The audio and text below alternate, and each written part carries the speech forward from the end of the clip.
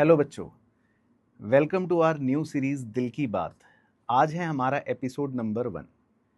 ये नई सीरीज कैसी? मैं पिछले 15 साल से बच्चों को पढ़ा रहा हूँ, उन्हें गाइड कर रहा हूँ, उन्हें मेंटर कर रहा हूँ। आप में से बहुत सारे बच्चों ने मुझे यूट्यूब पर देखा होगा या मेरे साथ ऑफलाइन क्लासेस में पढ़ाई करी होगी। बहुत सारी बातें हम अपनी क्लासेस के दौरान बच्चों के साथ नहीं कर पाते क्योंकि हमारा फोकस उस समय होता है सिर्फ आपको पढ़ाने पर, आपके कोर्स कंप्लीशन पर, आपके टेस्ट एनालिसिस पर और इन सब चीज़ों के साथ। लेकिन मैंने सोचा क्यों ना अपनी दिल की बात रखने के लिए इस एक नई सीरीज़ का सहारा लूं, जिसमें मैं छोटी छोटी बातों को आपके साथ साझा करूं और आपके भी ओपिनियन और आपकी भी सारी बातों को और गहराई से समझ सकूं। आप अगर चाहते हैं कि इस दिल की बात सीरीज़ के अंदर मैं कोई भी चीज़ जो आपके साथ शेयर करूं तो मुझे कमेंट करके ज़रूर बताना, क्योंकि आज हमारा पहला एपिसोड है तो मुझे खुद नहीं समझ आया था कि मैं किस टॉपिक पर आपके साथ दिल की बात करूं। लेकिन मैंने सोचा कि कुछ मेरे दिमाग में पिछले कई दिनों से चल रहा है, क्यों ना पहला टॉपिक उसी पर बनाया जाए। तो मैंने ये सोचा कि हम फेल क्यों होते हैं। कई दिनों से मैं देख रहा था, सोच रहा था, मेरे दिमाग में विचार चल रहा था कि हम सब चाहते तो हैं अच्छा अच्छा होना। हम सब चाहते हैं कि हम सक्सीड करें लाइफ के अंदर, हर चीज़ के अंदर, और हम अपने लिए बहुत अच्छा सोचते हैं। मैं भी सोचता हूँ, आप भी सोचते हैं, हर कोई सोचता है। लेकिन ऐसा क्यों होता है कि बहुत सारे लोग फेल हो जाते हैं? और फेल से मेरा मतलब यहाँ पर ऐसा बिल्कुल भी नहीं है कि मैं किसी पेपर की बात कर रहा हूँ या किसी एग्ज़ाम की बात कर रहा हूँ।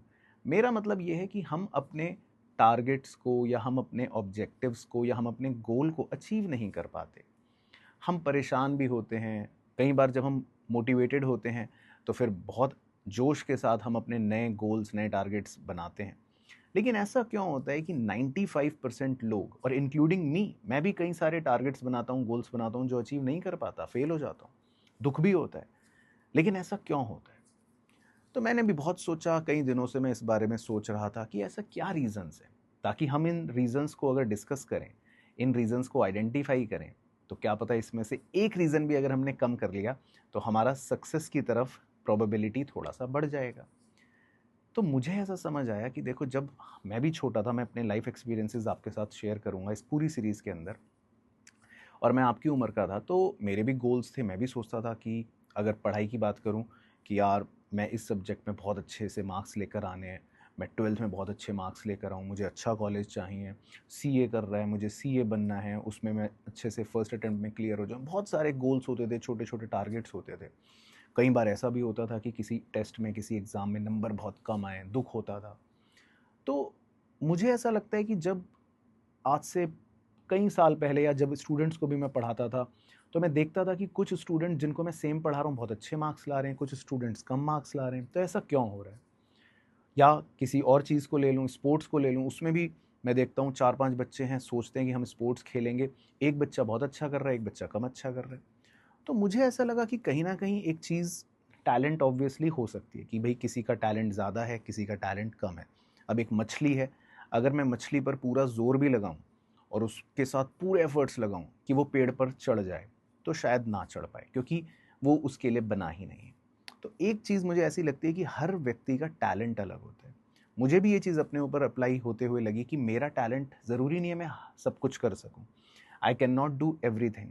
हाँ, हो सकता है आई कैन डू एनीथिंग, मैं कुछ भी कर सकता हूँ, लेकिन मैं सब कुछ तो नहीं कर सकता, और मैं सब कुछ में अच्छा हो भी नहीं सकता।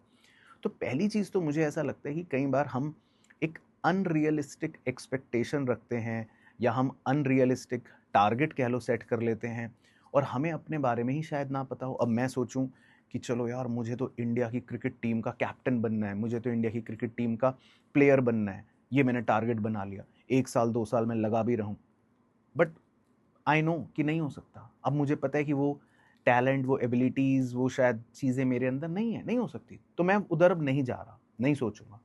इसी तरह हो सकता है कई बार हम ऐसे टारगेट्स बनाते हों, ऐसी चीज़ें बनाते हों, अपने लिए ऐसे गोल सेट कर लेते हों जो जिनके लिए शायद मैं बना ही ना हूँ, मेरा वो शायद टैलेंट सेट ही ना हो। क्योंकि देखो, अगर मैं एजुकेशन की बात करूँ, मैं पढ़ाई की बात करूँ, क्योंकि आप सब स्टूडेंट्स हो, तो पढ़ाई कितनी ज़्यादा, अगर मैं समझूँ, रिजिड है, फ्लेक्सिबल नहीं है, और हर बच्चा कितना यूनिक होता है।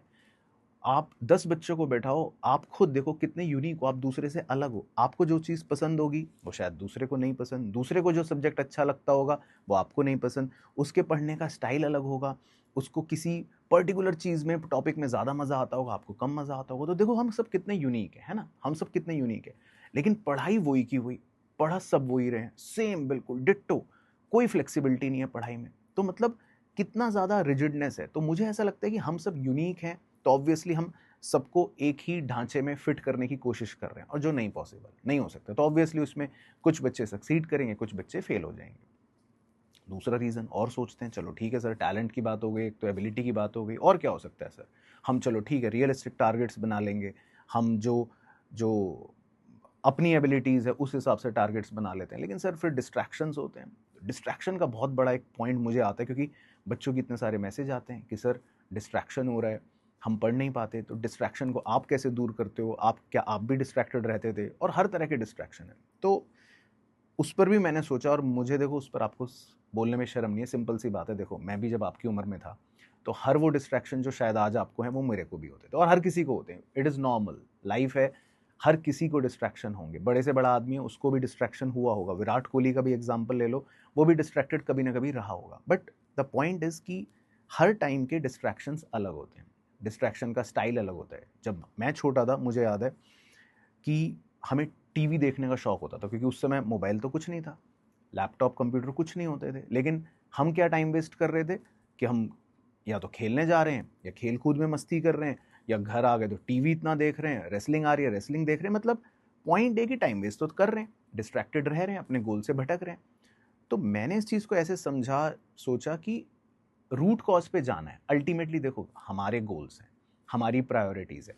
ह्यूमन वांट्स आर अनलिमिटेड, है ना, हम सब जानते हैं। और इकोनॉमिक्स में हमने पढ़ा भी है, रिसोर्सेज तो लिमिटेड रहने वाले हैं। तो वांट्स अगर अनलिमिटेड हैं तो हमें प्रायोरिटाइज ही करना है, वही उसमें सिखाते हैं। तो अगर मेरे गोल्स हैं, मेरे टारगेट्स हैं, तो अब अल्टीमेटली एट द एंड मैं ही जिम्मेदार हूँ। मैं किसी भी थर्ड चीज़ को, अगर मैं बोल रहा हूँ डिस्ट्रैक्शन है, सर आज सोशल मीडिया है, रील में टाइम वेस्ट हो जाता है, या इसमें टाइम वेस्ट हो जाता है, या कुछ भी इस तरह की चीज़ें हैं, बहुत ही rare of the rare exceptions होते हैं जिनके डिस्ट्रैक्शंस प्रैक्टिकल होते हैं कि हाँ सर वाकई में है। सर घर में बहुत प्रॉब्लम चल रही है, घर में लड़ाई झगड़े होते हैं, या घर में बिल्कुल भी ऐसा माहौल ही नहीं है कि मैं पढ़ ही नहीं सकता। वो ठीक है, वो प्रैक्टिकल रीजंस हैं, जो ऐसे रीजंस हैं जिनसे आप आज लड़ नहीं सकते, ऐसे रीजंस हैं जिनका हो सकता है आपके पास अभी काउंटर भी ना हो। लेकिन बाकी चीज़ें आप ही रिस्पॉन्सिबल हो। मैं घर जाके टीवी देख रहा हूँ, टाइम वेस्ट कर रहा हूँ, खेल रहा हूँ, वो मेरे हाथ में, वो मेरा टाइम वेस्ट है। तो प्रायोरिटी सेट करके अपने गोल की तरफ एक, कहते हैं ना, फोकस्ड होके आगे बढ़ना, मुझे लगता है वो एक सॉल्यूशन अपने हाथ में ही है। मोटिवेशन कोई पुश कर रहा है, उससे मुझे लगता है वो एक बहुत टेम्परेरी चीज़ है। और आज तो फिर भी आप, चलो आपके पास ऑप्शंस हैं, आप 4 वीडियोस देख के मोटिवेट हो जाओगे। लेकिन आज से पहले जब यूट्यूब नहीं था, वीडियोस नहीं थी, तो ऐसा नहीं है कि लोग कुछ कर नहीं रहे थे, लोगों ने बहुत ऊंचे ऊंचे मुकाम हासिल करें। तो इसका मतलब ये थोड़ी ना कि उनके पास मोटिवेशन की कमी थी, क्योंकि उनके पास अंदर से मोटिवेशन था, उनका पर्पस था, लाइफ में करना क्या है, बनना क्या है, कैसे करना है, वो क्लियर था। तो मुझे लगता है वो क्लैरिटी बहुत ज़रूरी है। तो आपका जो भी गोल हो, देखो ये नहीं, मैं पढ़ाई से रिलेटेड बात बिल्कुल भी नहीं कर रहा हूँ, जो भी करना चाहते हो ना, अगर वो प्रायोरिटी आपकी बिल्कुल क्लियर है, आपका गोल सेट है कि मुझे ये करना है, तो आप ऑटोमेटिकली इतने फोकस्ड होकर उस पर आगे बढ़ोगे। सक्सेस फेलियर वो सेकेंडरी हो गया। पॉइंट इज कि आपका प्रोसेस इतना स्मूथ है, आप जर्नी को इतने अच्छे से निभा रहे हो कि एटलीस्ट डिस्ट्रैक्शन वाली चीज़ें या जो इम्प्रैक्टिकल डिस्ट्रैक्शंस है वो आपको परेशान नहीं करेंगे। तो ये मुझे बहुत सोचा, जब मैंने समझा, बच्चों से इंटरेक्ट करा, तो मुझे लगा कि ये चीज़ भी है जिस पर बात करनी चाहिए। सर और क्या रीज़न हो सकता है, देखो फेल हो रहे हैं हम, क्या रीज़न है? देखो फेल होना, पहली बात तो ये, इस टर्म का कोई स्टिग्मा नहीं रखना। ये टर्म ऐसा नहीं है कि जिसको लेके हमें शर्माना है। मैं भी फेल होता हूँ, और मैं तो पढ़ाई में भी बात करूँ तो उसमें भी फेल हुआ। प्री बोर्ड्स के अंदर बिजनेस स्टडीज़ मैंने नहीं पढ़ा था, क्योंकि मेरा फोकस बाकी 4 सब्जेक्ट्स में था, तो मैं बिजनेस स्टडीज़ में फेल हुआ। अब ठीक है, आज तो मैं हंस के बता रहा हूँ, लेकिन उस समय ठीक है शर्मिंदगी हुई, लेकिन एक खुद को पता था कि हाँ नहीं पढ़े तो फेल हुए, जिसमें पढ़े तो पास हुए, ये ज़्यादा नंबर है। तो फेल इज, वो उसको कोई आप छोटा शब्द मत समझो, या उससे उसको कोई नीच शब्द मत समझो। फेल कुछ नहीं है, वो तो एक प्रोसेस में हम जा रहे हैं, हम जो सोच रहे हैं, हमारा जो ऑब्जेक्टिव था वो मीट नहीं हुआ, तो उसको दुनिया ने टैग दे दिया, एक नाम आ गया फेलियर। तो ऐसा मेरे हिसाब से कुछ नहीं है। आगे बढ़ना इज इम्पॉर्टेंट। सक्सेस फेलियर तो ऑब्वियसली हमारे ऑब्जेक्टिव पे डिपेंड करता है। आप सब सक्सेसफुल हो, आपने जो भी लाइफ में कुछ ऑब्जेक्टिव अगर बनाया अपने लिए और वो अचीव कर लिया, वो सक्सेस है। अगर मान लो मैं सोच रहा हूँ अभी कि मुझे ताली बजानी है, ये मेरा ऑब्जेक्टिव है, और मैंने ताली बजा ली, तो हो गया ना मैं सक्सेसफुल। तो सक्सेस का मतलब सिंपल है, अचीवमेंट ऑफ योर ऑब्जेक्टिव, अपने ऑब्जेक्टिव को अचीव कर लिया। तो वो तो आपको सेट करना है कि क्या ऑब्जेक्टिव है। तो ये सब बातें हो गई फेलियर को लेके। लेकिन फिर भी सर बहुत सारी ऐसी चीज़ें होती हैं, बहुत सारे ऐसे फैक्टर्स होते हैं, क्योंकि अब मेरे को लाइफ का एक्सपीरियंस होता रहा, अभी भी चल रहा है, अभी भी सीखता हूँ, अभी भी ऑब्जर्व करता हूँ, अभी भी एक्सपीरियंस करता हूँ। तो बहुत से फैक्टर्स ऐसे होते हैं जो शायद हमारे कंट्रोल में नहीं है, और ये फैक्ट है, ये ट्रू है।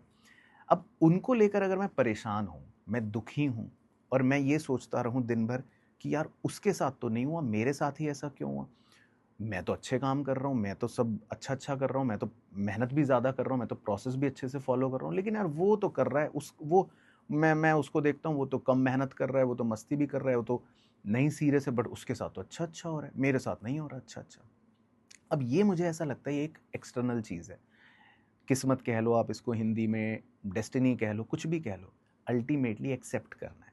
एक्सेप्टेबिलिटी भी बहुत ज़रूरी है। देखो, हमें जर्नी को एंजॉय करना है ना, तो उस चीज़ पे फोकस करना है।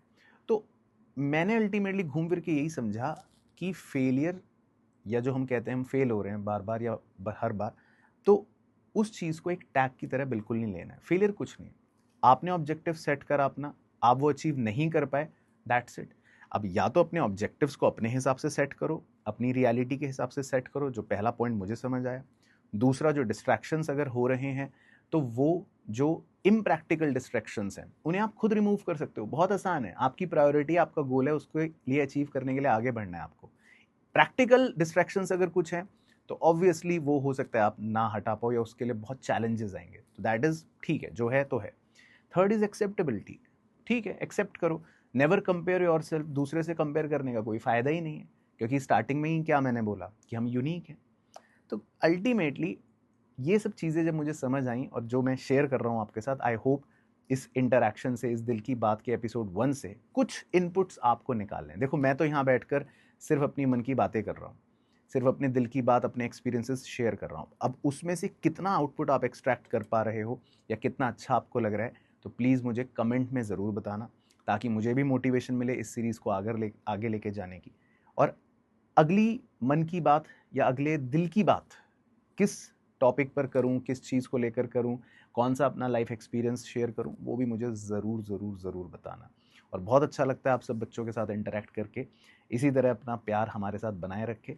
और हाँ, अभी क्योंकि ऑब्वियसली मुझे लगता है 90% हमारी जनता पढ़ने वाली होगी, स्कूल जाने वाली होगी, कुछ शायद कॉलेज जा रहे होंगे। कहीं पर भी अगर आप मेरी ये वीडियो देख रहे हो, तो अपनी जो आपके शॉर्ट टर्म गोल्स हैं, ऑब्जेक्टिव्स जो हैं, अपनी पढ़ाई अच्छी करना, उस पर ज़रूर फोकस करना।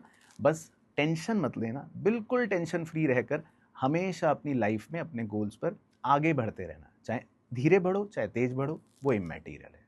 ठीक है, तो कैसा लगा ये एपिसोड मुझे ज़रूर ज़रूर बताना, और मुलाकात करूंगा आपसे अगले एपिसोड में। तब तक अपना ध्यान रखना, मस्त रहना और स्वस्थ रहना।